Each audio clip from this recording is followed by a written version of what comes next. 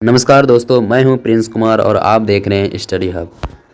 दोस्तों, अगर आप 2026 में बीएससी करने का सोच रहे हैं तो आपके लिए यह वीडियो बहुत ही इंपॉर्टेंट है, क्योंकि इस वीडियो में हम लोग जानेंगे कि बीएससी में एडमिशन कैसे लेना है और कौन कौन से सब्जेक्ट चूज़ करना है, कैरियर ऑप्शन क्या रहने वाला, इन सभी चीज़ों के बारे में हम इस वीडियो में चर्चा करेंगे। ठीक है, तो देर किस बात की, शुरू करते हैं हम लोग। ठीक है, सबसे पहले हम ये जानते हैं कि बीएससी क्या होता है। बीएससी क्या होता है? ठीक है, बीएससी का पूरा नाम होता है बैचलर ऑफ साइंस। यह विज्ञान के छात्रों के लिए स्नातक, जिसको ग्रेजुएशन बोलते हैं, की डिग्री है। यह डिग्री जो होता है, जो कोर्स होता है बीएससी का कोर्स, ये 3 से 4 वर्ष के होता है ना, जो विश्वविद्यालय और नई नीति के अनुसार अलग अलग हो सकती है। पहले जो होता था 3 साल का कोर्स होता था, लेकिन जब से एनईपी लागू हुआ है, ठीक है, न्यू पॉलिसी लागू हुआ है एनईपी 2020, तब से 4 साल का कोर्स होने लगा है ना। दूसरी बात, पहला बात तो हम समझ गए कि बीएससी क्या होता है। ठीक है, बीएससी का फुल फॉर्म होता है बैचलर ऑफ साइंस, और ये जो बैचलर ऑफ साइंस होता है, ये साइंस के स्टूडेंट के लिए डिग्री होता है। जो स्टूडेंट इंटर में साइंस रखे थे उन्हीं के लिए होता है। इसका कोर्स का जो ड्यूरेशन होता है, अवधि जो होता है, 3 से 4 साल का होता है। अब बात करते हैं बीएससी में एडमिशन कैसे लेना है। बीएससी में एडमिशन कैसे लें? तो बीएससी में एडमिशन वही स्टूडेंट ले सकते हैं जिसका 12वीं में यानी इंटर में साइंस स्ट्रीम था।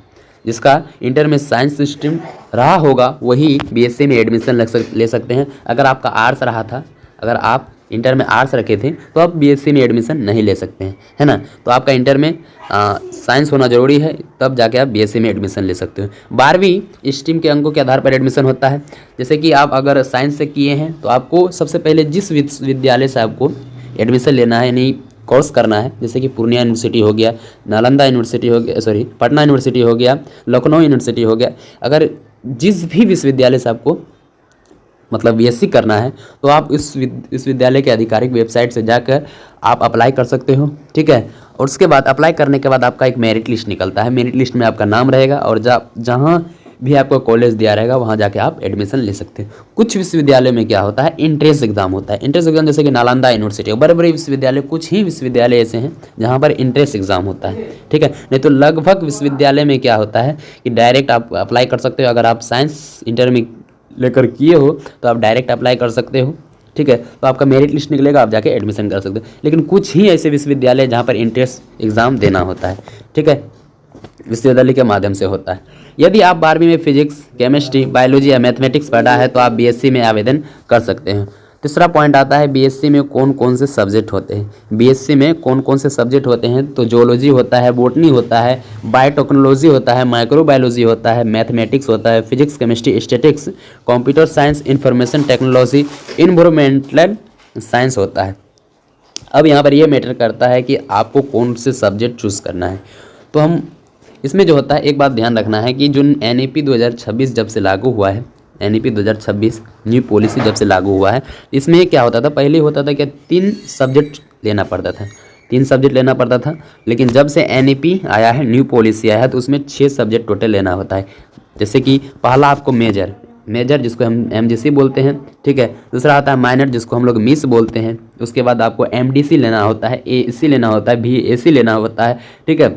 इन सभी के लेना था। एमजीसी का मतलब हो गया मेजर कोर्स, जिसको ऑनर्स पेपर बोलते हैं। तो ऑनर्स पेपर कौन सा रखना है? तो सबसे पहले आपको बता दें, अगर आपका जो भी सब्जेक्ट अच्छा है, जो भी, हम तो सीधा सा यही गाइड करेंगे। अगर आप बायोलॉजी के इंटर में आपका अगर बायोलॉजी रहा हो तो आप जोलॉजी ले सकते हो। अगर आप बायोलॉजी के स्टूडेंट हो तो आप जोलॉजी ले सकते हो, बॉटनी ले सकते हो, बायोटेक्नोलॉजी रख सकते हो, माइक्रोबायोलॉजी रख सकते हो। इन 4 सब्जेक्ट को आप रख सकते हो ऑनर्स पेपर में। वही अगर आप मैथ्स से इंटर किए हो तो आप मैथमेटिक्स रख सकते हो, फिजिक्स रख सकते हो, केमिस्ट्री रख सकते हो, स्टैटिक्स रख सकते हो। यहाँ पर सबसे इम्पोर्टेंट बात ये याद रखना है कि आपका फेवरेट सब्जेक्ट कौन सा है और कौन सा सब्जेक्ट आपको समझ में आता है, उसी को आप मेजर पेपर में रखना है। अगर आपको जियोलॉजी अच्छा है, आपका बेस्ट है, तो आप जियोलॉजी रखिए। अगर मैथमेटिक्स बेस्ट है तो मैथमेटिक्स ऑनर्स पेपर रखना है। वही अन्य लोकप्रिय विषय के बात करें तो कंप्यूटर साइंस भी रख सकते हो, इन्फॉर्मेशन टेक्नोलॉजी भी रख सकते हो, इन्वायरमेंटल साइंस भी रख सकते हो, ठीक है। अब बात करते हैं कि आपके ऊपर निर्भर करता है कि आपको कौन सा सब्जेक्ट बेस्ट लगता है और कौन सा सब्जेक्ट अच्छी तरीके से समझ में आता है। उसके बाद मेजर पेपर चूज़ करने के बाद आपको माइनर पेपर सब्जेक्ट चूज़ करना था। माइनर पेपर क्या होता है? सपोर्टिंग पेपर होता है। सपोर्टिंग पेपर होता है, उसमें भी आपको, अगर आप बीएससी कर रहे हो तो जैसे कि मान लो मेजर पेपर में आप जोलॉजी रख लिए, तो आपको माइनर में क्या रखना है। माइनर में आप बॉटनी भी रख सकते हो, केमिस्ट्री भी रख सकते हो, मैथमेटिक्स भी रख सकते हो। ये आपके ऊपर डिपेंड करता है कि आप कौन सा सब्जेक्ट रखोगे। ठीक है, अब बात करते हैं एमडीसी। एमडीसी जो होता है, एमडीसी में आप कोई भी सब्जेक्ट रख सकते हो, चाहे आप साइंस का सब्जेक्ट रख सकते हो या आर्ट्स का भी कोई सब्जेक्ट रख सकते हो या कॉमर्स का भी कोई सब्जेक्ट रख सकते हो आप एमडीसी में। एमडीसी का मतलब होता है क्या कि आपका अन्य पसंदीदा सब्जेक्ट जो कि होता है ना, जैसे बहुत से स्टूडेंट ऐसे जियोलॉजी मतलब साइंस लेता है लेकिन इंटरेस्टिंग रहता है, आपको क्या बोलता है आर्ट्स में भी कुछ ऐसे सब्जेक्ट होंगे जैसे पॉलिटिकल साइंस हो गया, तो आप उसको रख सकते हो।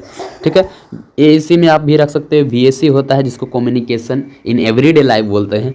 ठीक है, उसमें आप क्रिएटिव राइटिंग रख सकते हो। ठीक है, इसी तरह आप सब्जेक्ट को चूज़ कर सकते हो। अब बात आती है बीएससी के दौरान क्या पढ़ना चाहिए। तो बीएससी के दौरान केवल परीक्षा पास करने के लिए नहीं बल्कि स्किल विकसित करने के लिए पढ़ें। जैसे कि कंप्यूटर स्किल्स, अगर आप कंप्यूटर से करें तो computer skill, English communication, research skill, presentation skill, practical knowledge, इन सभी को करना बहुत ही ज़रूरी है अगर आप बीएससी कर रहे हो तो। बीएससी के बाद कैरियर ऑप्शन क्या होता है। अगर आप बीएससी मान लो बीएससी आप फाइनल हो गया, आपका बीएससी फाइनल हो गया, ठीक है, अंडर ग्रेजुएट यानी बीएससी आपका फाइनल हो गया, तो आप क्या क्या कर सकते हो। कैरियर ऑप्शन की बात करें तो आप सरकारी नौकरी की अगर बात करें तो आप एसएससी कर सकते हो, रेलवे कर सकते हो, बैंकिंग कर सकते हो, यूपीएससी एग्जाम दे सकते हो, बीपीएससी, स्टेट गवर्नमेंट जॉब्स भी दे सकते हो। इन सभी का एग्ज़ाम आप दे सकते हैं। अब बात करें बीएससी के बाद बहुत सारे ऐसे स्टूडेंट होते हैं जो उच्च शिक्षा प्राप्त करते हैं, यानी हायर एजुकेशन की ओर जाते हैं। तो हायर एजुकेशन की ओर जाइएगा तो आप बीएससी के बाद एमएससी कर सकते हो, बीएड कर सकते हो, एमबीए कर सकते हो, एमसीए कर सकते हो, पीएचडी कर सकते हो। ठीक है, अब बात करें प्राइवेट सेक्टर के बारे में, तो प्राइवेट सेक्टर में आप लेबोरेटरी में जा सकते हो, फार्मेसी जैसे कि जहाँ पर दवाई वगैरह बनता है वहाँ पर जा सकते हो, रिसर्च सेंटर में जा सकते हो, टीचिंग लाइन में जा सकते हो प्राइवेट सेक्टर में। ठीक है, अब 6वां पॉइंट में बात करते हैं कि बीएससी करने के फ़ायदे क्या होते हैं। तो बीएससी करने का फ़ायदे यही होता है कि आपका जो साइंस बैकग्राउंड होता है बहुत ही मजबूत होता है और सरकारी नौकरियों में अनेक अवसर मिलते हैं। उसके बाद रिसर्च और हायर एजुकेशन के रास्ते खुलते हैं। टीचिंग और कॉम्पिटिटिव एग्ज़ाम दोनों के लिए उपयोगी होता है बीएससी, है ना। वही बात करें सफलता के मंत्र, कुछ यहाँ पर पॉइंट है, इन सभी जो आपको 6 पॉइंट अभी बताएं, ठीक है, 6 पॉइंट को आपको ध्यान में रखना है। ठीक है, अगर आपको इसमें भी कुछ समझ में नहीं है तो आप कमेंट करके जरूर पूछिएगा, हम आपको सॉल्यूशन जरूर देंगे। ठीक है, अब बात करें सफलता के मंत्र, तो लक्ष्य निर्धारित करें, समय का सही प्रबंधन करें, नियमित अध्ययन करें और हार ना माने प्रयास करें, बिलीव इन योर सेल्फ। याद रखें कि सही सब्जेक्ट चुनें, ये बात सही है। अगर आप जब भी अप्लाई करो, है ना, जब भी आप एडमिशन के लिए अप्लाई करो तो सही सब्जेक्ट चुनना है और नियमित पढ़ाई करें और ग्रेजुएशन के साथ साथ स्किल को भी विकसित करना, यह बात ध्यान रखना है। यही आपके उज्जवल के भविष्य की कुंजी है ना। उम्मीद करते हैं कि आप लोगों को समझ में आ चुका होगा, है ना। तो मिलते हैं हम लोग अगले वीडियो में, तब तक के लिए जय हिंद जय भारत।